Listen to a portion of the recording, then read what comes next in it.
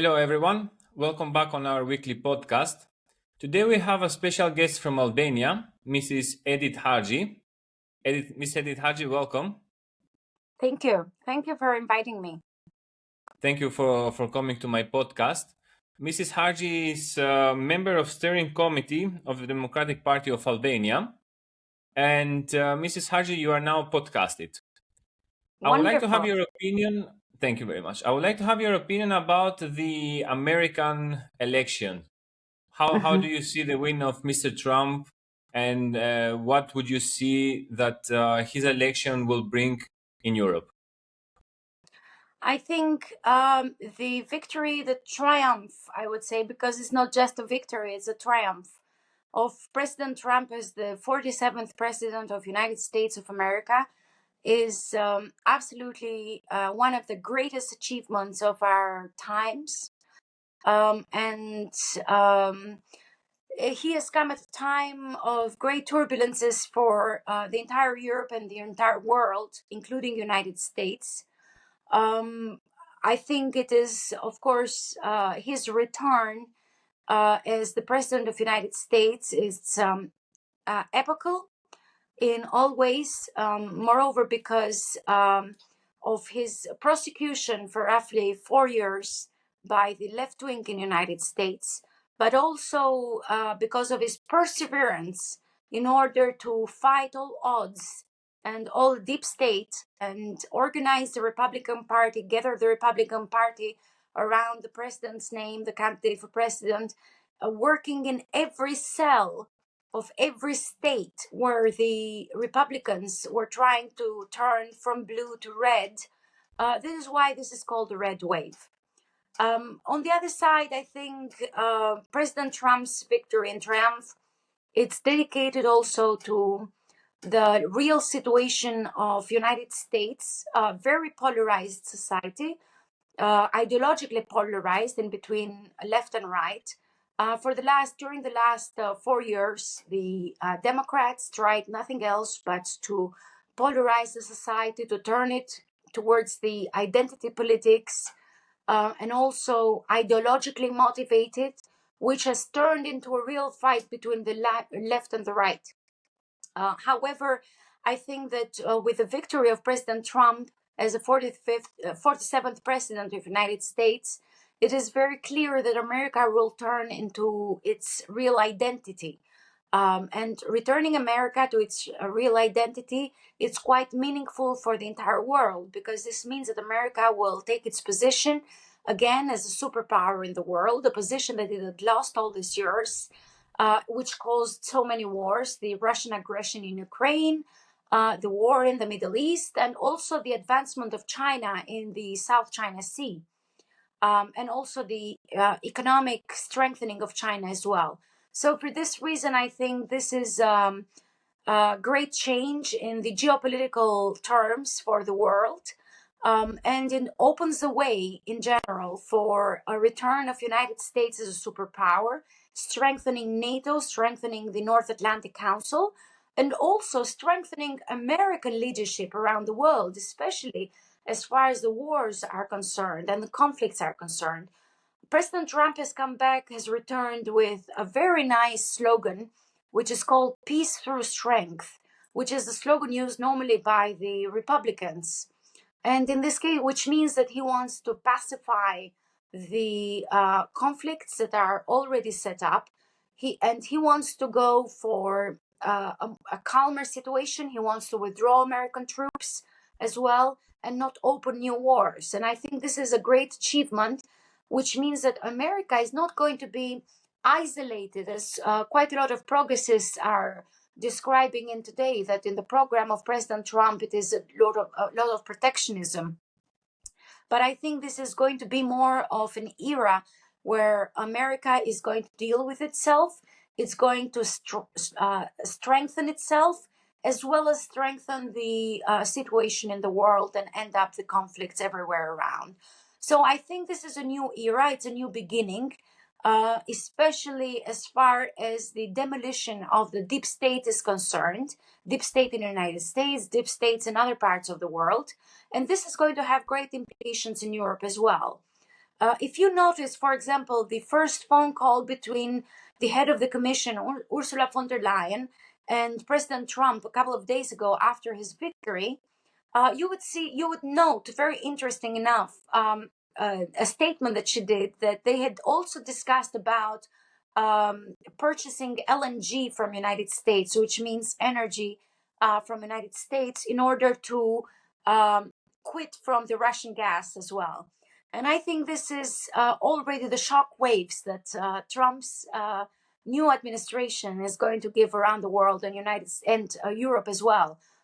So this is only the beginning for Europe. I think that there will be more developments in Europe that will follow up, of course, the return of America into the playground and as a superpower in the world.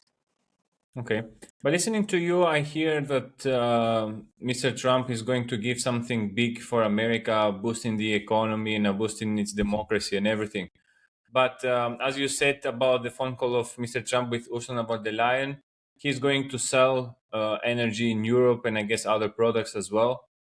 While Europe had always defended the connection with Russia was something economic for the region. And getting gas or other energy materials from the United States is more costly than having it from a neighbor country. Okay, how do you see the economy, and how do you see Europe, or better say, how you see that Europe is going to profit from these 4 years of President Trump? Because in his first mandate, it was a bit tension between Europe and United States. You see, Russia is not the neighboring country. Russia is an aggressor for Europe, first of all, because it's far distant from the United States. And during this years of sanctions, as far as the Russian aggression in Ukraine, Europe continued getting gas from Russia. It did not cut the total supply. Only yesterday there was news from Russia that they were cutting the gas supply from Austria because of the disputes they've had. However, Russia continues supplying gas to the rest of Europe. So Europe is dependent on Russia, continues to be dependent on Russia. If you see the list of the sanctions, pesticides and other material are not part of the sanctions by the EU. So basically what President Trump and his administration envisages in general, it is cut off from the Russian supply. And why not from United States? Because normally Europe is not supposed to get this from China. And if you notice during the last year, since the sanctions were put from EU, Europe has become even more dependent on China as well. I remind you here of the visit of Chancellor Scholz in China 1 year ago, and all the treaties that were signed there, which means that Germany, which is the main power, the main engine, I would say, of EU, is trying to depend on China on many items, on many items exactly. So the idea is that the dependency from Russia and China should go down. Of course, with Russia possibly should be cut down completely in order for Europe and United States, the allies, to isolate Russia forever and to make it end up the aggression in Ukraine. But at the same time, Europe has to think very carefully as far as China is concerned, because China, I think, is nowadays the elephant in the room. And China has not opened any wars all this year. China has worked only on strengthening itself economically. And by strengthening itself economically, has tried to also divert the attention of EU from Russia to China over the years. So I think the strategy of United States would be to turn the attention towards United States. Now, we all know that United States during Trump's first presidency was a superpower as far as energy production was concerned. And I think it is in the interest of Europe to get this energy, first of all, energy and other commodities as well, but this energy directly from United States, although it might be more costly. Now, until now, from 1949, from the Marshall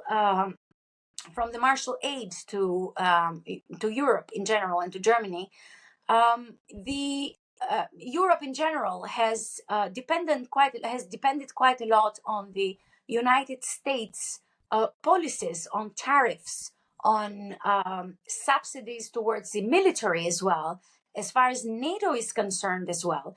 And what President Trump is saying it is that it's by the time that Europe pays its fair share as far as security is concerned within NATO, which is something absolutely very correct.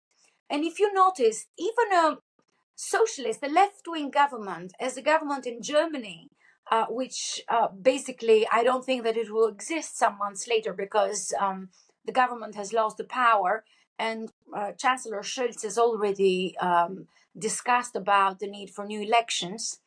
A couple of days ago, Minister of Foreign Affairs Baerbock, the Minister of Foreign Affairs of Germany, she suggested that Germany's security subsidies should go up to 3% of the GDP, which is something very unusual for Germany. And this is done directly by an official who comes from the Green Party, a coalition partner within the SPD in Germany, which means that already the allies in NATO have understood that they have to play a greater role as far as NATO is concerned. So I think there is going to be a time for big changes. I think there is going to be time for a fair play in international markets as well, for Europe to understand where it stands. And if you see some of the interviews that President Trump has given during this last weeks, during the last days of the campaign, in one of them where he was in the economic club, business club of Chicago, he stated very clearly that he will put tariffs, he will introduce the tariffs. And when he was asked about Europe in this case, he gave the example of his first presidency when he discussed tariffs with President Macron regarding France. And he was ready to go tit for tat. If you put tariffs to the United States, we will put tariffs to you. So we're in a time where international partners, although they are allies within one club, which is NATO as well, largest security organization in the world, they would like to have a fair play. And this is a role of United States. United States is trying to envisage its role in the international arena, including here Europe. And Europe is not now, in 2024, is not anymore Europe of 91, after the break of the Berlin Wall, but it's not even Europe of 1949, when United States assisted Europe to come up, and Germany and the others. So basically now we are in a time when Europe is fully industrialized, there's a potential power, economic power as well, and Europe in general, as the European Union, has to play a role in the international arena, including fair trade as well. So as you were saying, yeah, Europe is the bigger scene, but how about the Balkans, which they are a bit less developed than the other European countries? What do you see that they could profit from all this situation that we are going to face in the next 4 years? Now, Mr. Gioni, it's very interesting to see with the Balkans. It's completely a different game. It's completely a different setup. Now, after the war in Kosovo, the conflict in Kosovo, and the Serbian aggression in Kosovo, and after the independence of Kosovo, and its recognition by European member countries, without 5 of them, which is a big problem, together with United States, because United States was a biggest promoter for the Kosovo independence as well in the recognition. You have seen a decline of United States' role in the Balkans. They've shifted the attention towards, since the Obama presidency, they shifted the attention towards Caucasus, and then afterwards, of course, the eastern flank of Europe, and then afterwards Caucasus, and then China as well, Middle East and China. This one has come hand in hand with a sort of strategy by EU itself in order to use stability versus democracy in all over the Balkans. Now, stability versus democracy, it's an old liner that has been used for the last 15 years, I think, in the Balkans. where EU was seeking stability in the region, and this was at the expense of the new democracies. Because what one saw was not just the independence and the recognition of Kosovo, it was also the birth of new democracies in the region as well.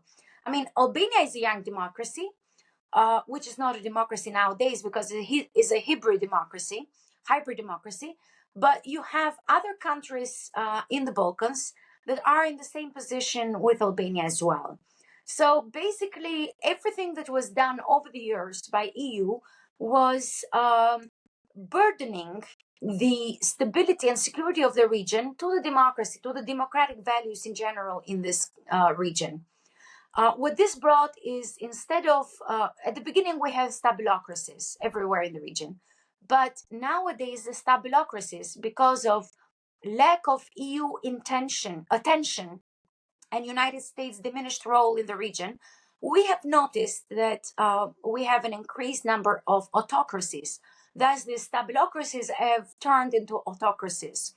You have got Albania, you have got Serbia, you've got Republika Srpska. So basically, the situation is from bad to worse. If until 1998, 99, you had the 99, sorry, you had the Kosovo War and the end of the Kosovo War and the NATO intervention. Until 2008 and 2009, United States and EU worked into promoting the accession and these democracies to improve themselves and to go towards the path of the accession to NATO and EU.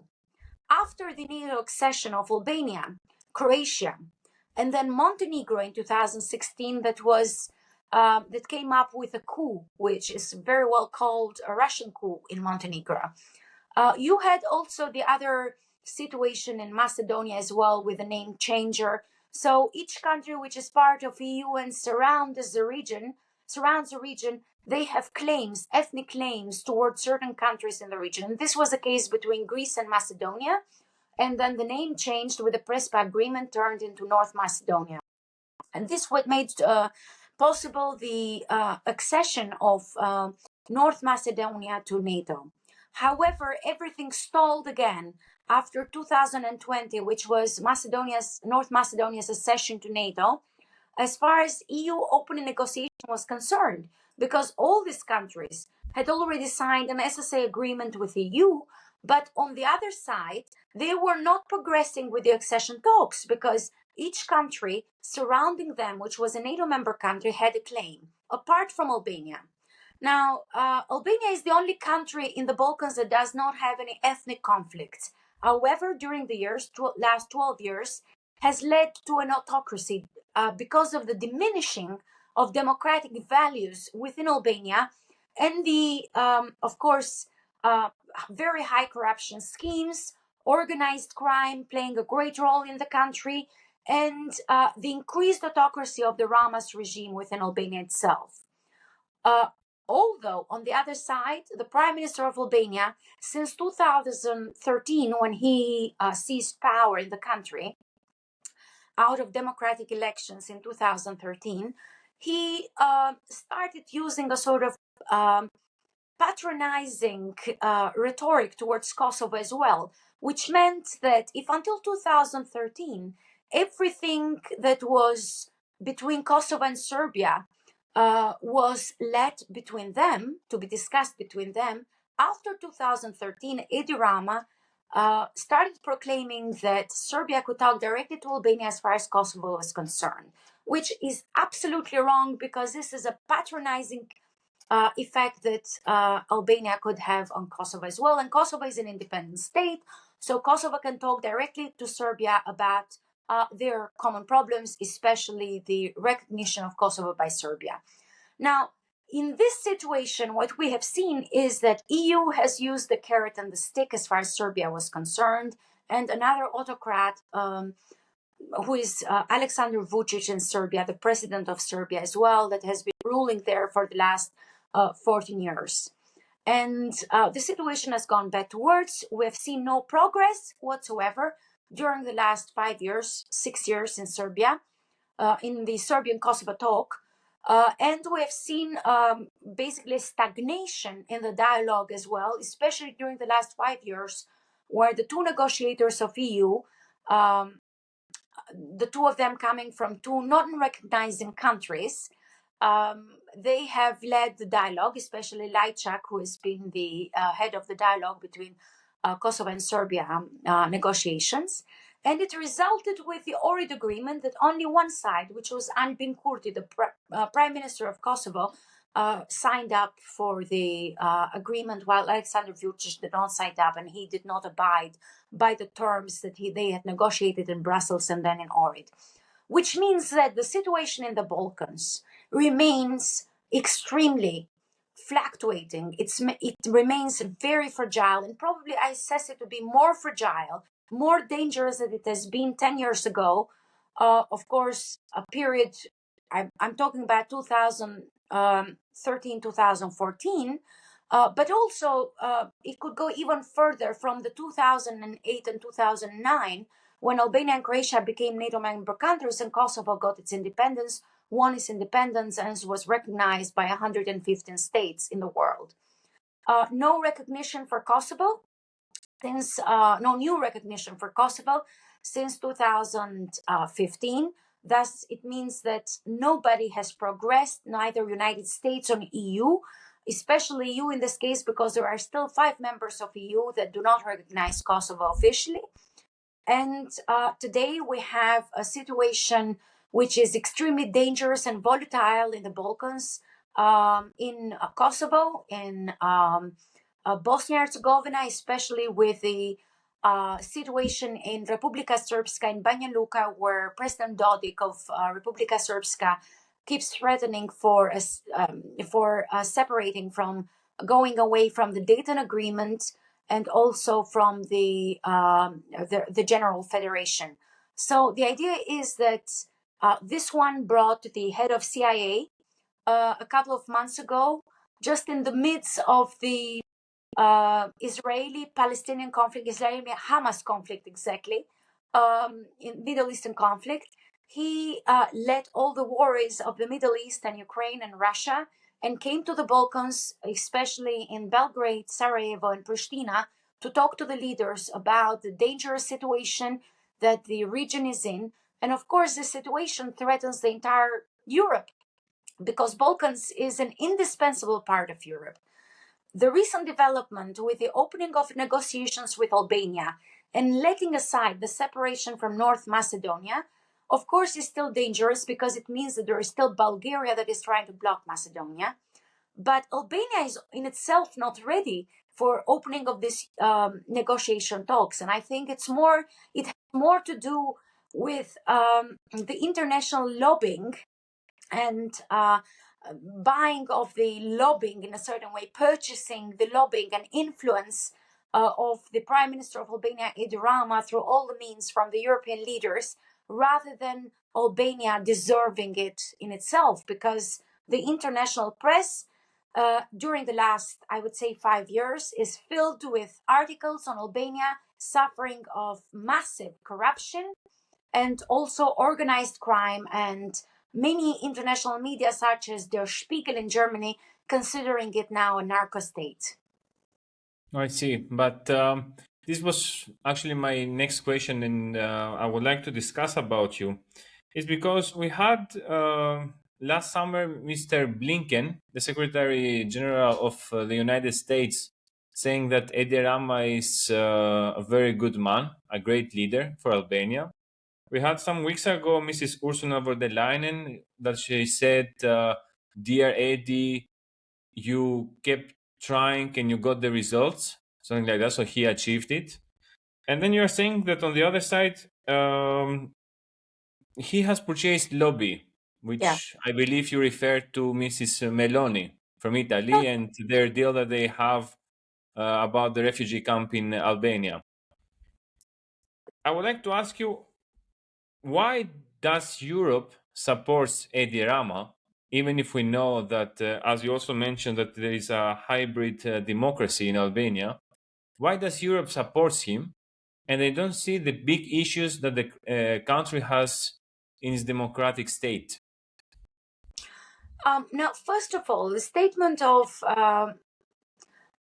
Madam Ursula von der Leyen in Albania a couple of weeks ago when the negotiation talks were open, I think it's related more to the fact that Europe was yearning for a success story of the enlargement process, because hasn't had a success story in its enlargement since Serbia and Montenegro opened the negotiations. But one should remind the fact that Serbia is stuck with the negotiation talks because of the dialogue, with the stagnation of the dialogue with Kosovo, while Montenegro interrupted the negotiation talks a couple of years ago because of the situation with the government change and the positioning of the new government in Montenegro that many analysts in the world, they suggest that has got connections to Russia as well.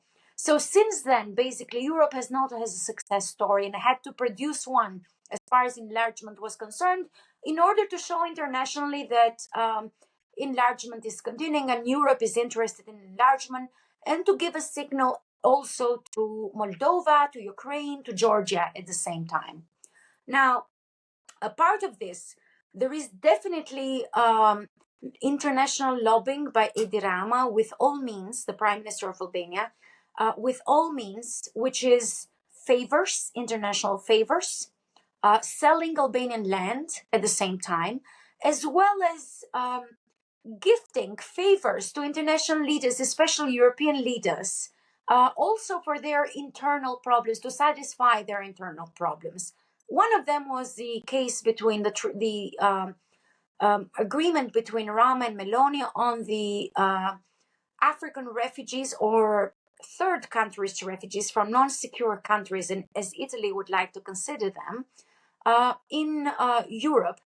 And they signed this agreement in order to have a camp in the north of Albania, and all these refugees will be treated in this camp of Albania, a country which is outside the EU, but a neighbor to EU and close to EU. And I think one of the main things that came out of this was the opening of negotiations as well, because this has increased the appetite for other leaders from other countries in EU to start in discussing with Edi Rama the possibility for same agreements as far as refugees are concerned, illegal immigrants are concerned.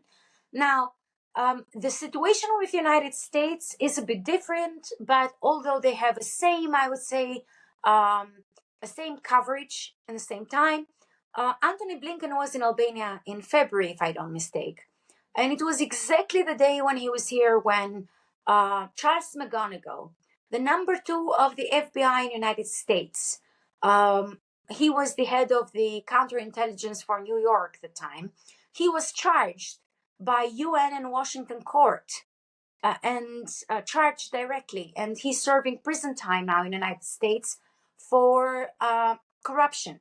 And this corruption was done, of course, through Albania, unfortunately. And Albania was mentioned in all the accusations, and Edi Rama directly is mentioned many times in the accusation by the New York and Washington court on McGonigal's case, and for also taking money and bribes from Russian oligarchs that were sanctioned already by United States and EU, but they were already allowed to operate in Albania, although Edi Rama and Albania has said that we abide by the sanctions of EU and United States as well.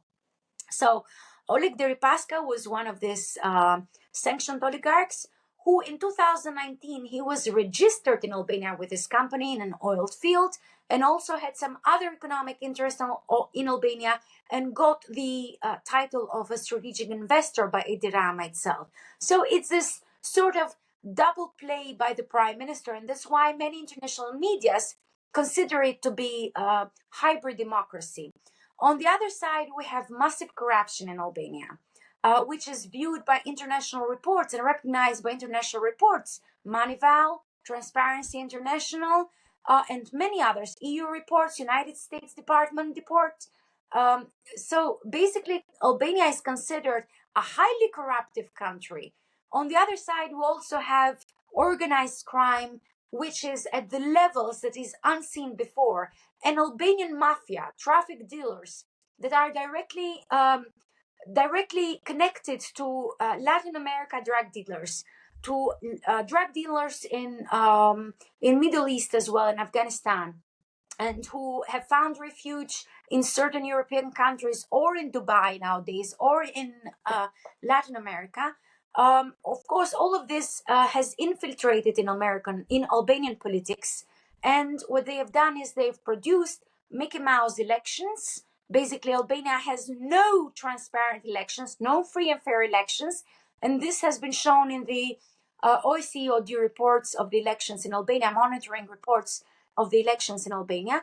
But on the other side, these people, drug dealers, they appoint police directors in the country, they appoint ministers, they appoint MPs, as some of the files that the Special Prosecution Office is producing right now are showing to us. So basically, Edi Rama is trying to definitely influence international leaders through different links. In the case of United States, he has done this connection through George Soros, who is one of the most active philanthropists, political philanthropists in Europe since the beginning of 1990s, since the fall of the Iron Curtain, with clear centers in Albania, in Belgrade, in Bulgaria at the same time. And of course, it is a known fact that Edi Rama is very close AD to George Soros, and his son Alex Soros now he's leading the Soros empire. So by lobbying within United States, within the administration in the United States, I'm talking here about the Democratic administration during the last 5 years. Of course, the case was with Antony Blinken as well, and many documents, international documents and international papers as well, they've shown that Blinken was directly related to George Soros and his family. And this was an influence, of course, and his visit in Albania, of course, out of the blue. And at a time when the Russian aggression in Ukraine was at its peak, at the time when the Israeli-Hamas conflict was in its peak, because this happened some months after the conflict in Israel and Gaza as well. So just in the midst of this, he finds time to visit Albania. And just the day when Charles McGonigal was being charged for treason, for corruption, directed to the Prime Minister of Albania, he comes here and he speaks about the grandeur of the Albanian Prime Minister, which basically it is a purchase of influence as well. So the Prime Minister of Albania uses his PR very strongly. PR is done through different means, personal PR. It's done through direct lobbying and friendship, through treaties and agreements like the case of Italy, and it's done also through financial means as well. Okay. And my last question is about the coming elections in Albania. As he seems to be so powerful, I mean, he has so many connections. Do you think that he's going to win again in the next election in a couple of months, or there is a hope and chance for people to vote for the Democratic Party and hopefully put Edi Rama finally behind bars? Okay. I believe that Edi Rama has killed the very purpose of rotational government. He has killed the elections, free and fair elections in this country, because since 2013, when there was a peaceful change of power in Albania, Albania has not had any more free and fair elections. The reports of OECD ODIHR show clearly that the three elections until 2021, they were two elections.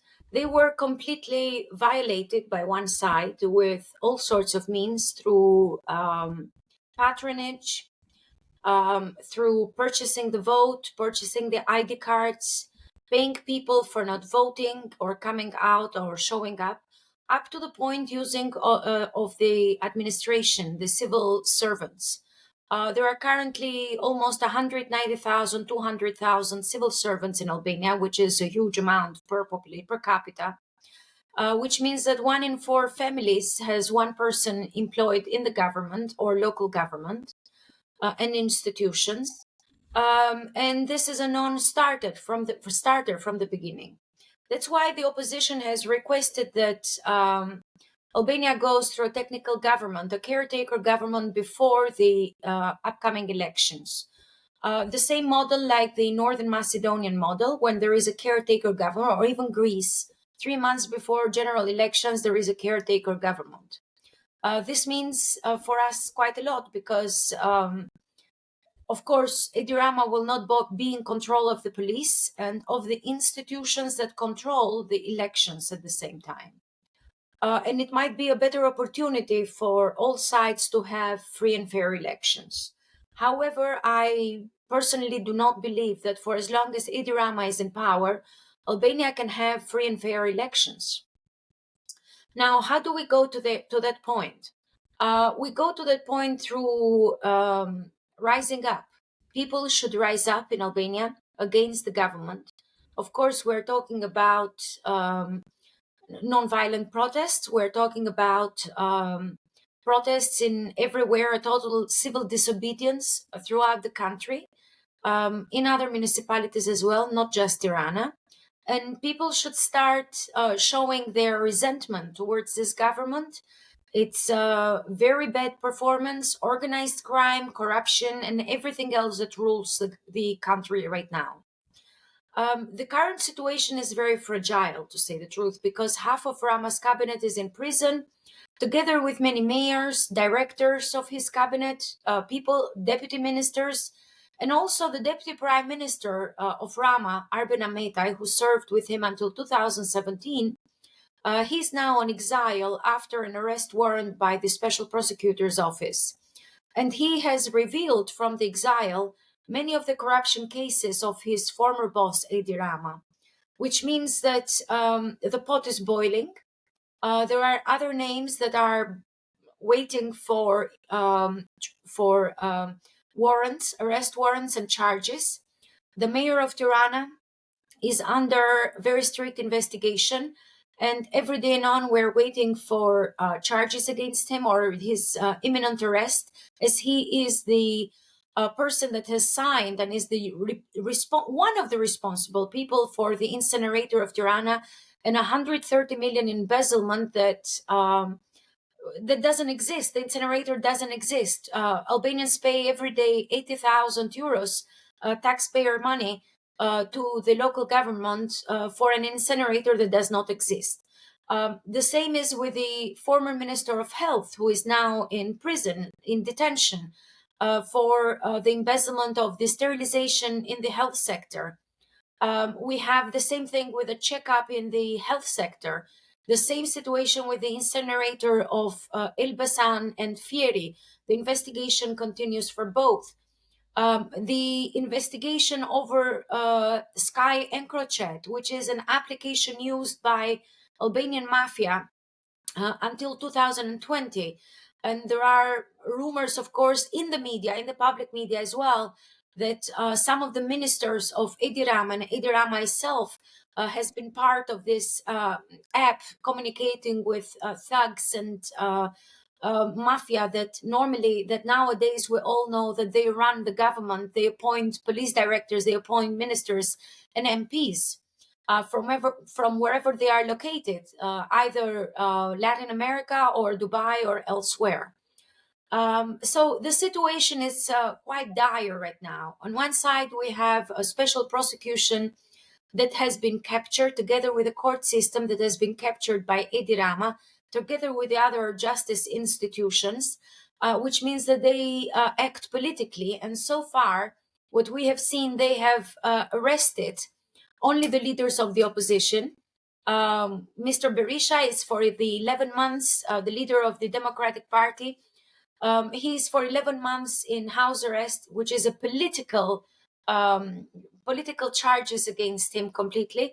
The former president until 2022, President Meta, is under arrest and detention and accused for corruption cases.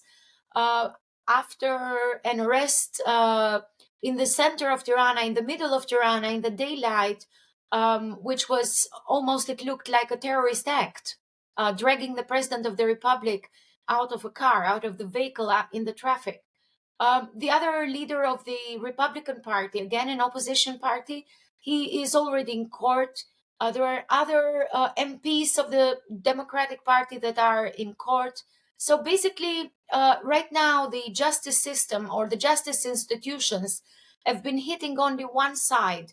And we're waiting for them to deliver on the many charges and on the many accusations that we have, as opposition, have put forward regarding the Rama cabinet and his mayors.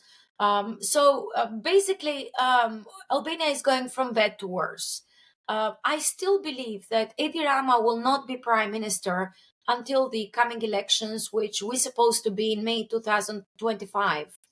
And the embezzlement and the corruption cases are surmounted every day, and they are all related to one name, and that is the name of the Prime Minister of Albania, Edi Rama, and his brother as well, who is linked to drug cartels abroad, and there are files on him. I think the prosecution is working together with the case of McGonigal, the former head of the counterintelligence of the FBI in New York, who was already charged by US courts for corruption, taking money from Russian oligarchs and trying to be bribed by, and bribed actually, by Albanians in Albania, and intermediary was Rama per se again. So all these cases cannot go without noticing. If they have passed so far, they've passed because of the George Soros influence in our justice system and in the Biden administration. And now that the this infiltration and this lobbying hopefully will end with the coming to term of the new president, 47th president of United States, as he has also vowed to do so, not for Albania, but for United States, because this is a global movement attacking the justice system and media everywhere in the world. We believe that this will have impact in Albania as well. So sooner or later, the justice system, the special prosecutor's office, will have to raise charges against Edi Rama himself for all the wrongdoings and the rest of the cabinet. So Albania will have to go through the coming elections without this government, without Edi Rama as prime minister, and hopefully with some amendments in the electoral code as well, because Rama was, as he has captured all the institutions in the country, he has captured also the CC and Constitutional Court and everything else. So he does whatever he wants regarding the electoral reform. And it was his insistence not to pass the coalitions in the electoral reform, something that has existed in electoral codes since 2001, pre-electoral coalitions. And if we will be to have something like this soon, an electoral code with some amendments at least, we will make sure that we can have coalitions, possibly some regulations on the diaspora vote as well, and hopefully enter elections with a technical government, caretaker government. So I believe that yes, Edi Rama's days are numbered, and Albania will go through a political rotation. I only hope and wish that this is not going to be violent, because I see use of violence by the current government in Albania every day now, in everyday life. And I hope that Albania will not go into that cycle. I see. Well, I don't know about the violation, but listening to you about all the corruptive cases, I think if I ever do a full podcast about all the corruptive cases of the government, national government and local government, I think I will need to do a marathon podcast, Yes, because it's not one and two or 10. It's like numerous, yes, numerous. Europe has to hear it's numerous. It's like absolutely. mayors being connected to drug cartels, prostitution, criminality, Traffic. ministers also connected in the same crime. So I think it's going to be massive. Yeah. Massive. Yeah, it's going to be like that, to say the truth, because basically now everybody in Rama's government is under investigation. Every single minister is under investigation. Some of them have already been into hearing in the special prosecutor's office. Many of them actually. So others are waiting for. There are other mayors that are waiting in the line. There are other mayors that have to resign because of extensive investigation by special prosecutor's office. The only problem is that the courts are not delivering, because both special prosecutor's office and the new and the courts, the high crime courts, they are linked to each other. They are politicized, and normally until the end they will obey to one person, and that is the Prime Minister of Albania. From the one point of view, it's sad to hear, but from the other point of view, it's good to hear that all of them at least are going to face justice. And I hope when I will say more than 80% of them will be there, I would like to invite you again to have a podcast on what happened in Albania during that time, from today till that day. I would be very pleased to come back to the podcast to you, of course, with some news, and whenever everything happens, if it happens and when it happens, I don't know yet. But I have full belief that these are the last days of Edi Rama's reign in Albania, regime in Albania, and that Albania will go through a proper political change, hopefully early spring or late spring. So let's hope, let's wait and see what the new winds are going to bring to the country. And let's hope that we will have some positive change and proper political rotation, which will benefit the people of the country, the individuals that are leaving the country in flocks. Almost 1 million Albanians have left in last 10 years. And the reason why they leave is lack of security. And security is not physical safety. It is health security, educational security, economic security. The country is extremely impoverished right now, and with a highest rate of informality in the Balkans. Almost 60% of the economy is counted as informal economy, with construction every day mushrooming in the country of skyscrapers, most of them empty buildings at the end of the day, by financed by drug cartels. So I am sure that this is the end of Rama's regime, and I'm sure that Albanians will react through a total disobedience, and then afterwards through the polling stations and in the polls with a vote of change. My thoughts and prayers are with you, Mrs. Harxhi, and the Democratic Party of Albania. I would like to thank you very much. Thank you as well. Thank you, everyone. Hope you enjoyed the podcast. Follow us on our social media and see you next time. Goodbye.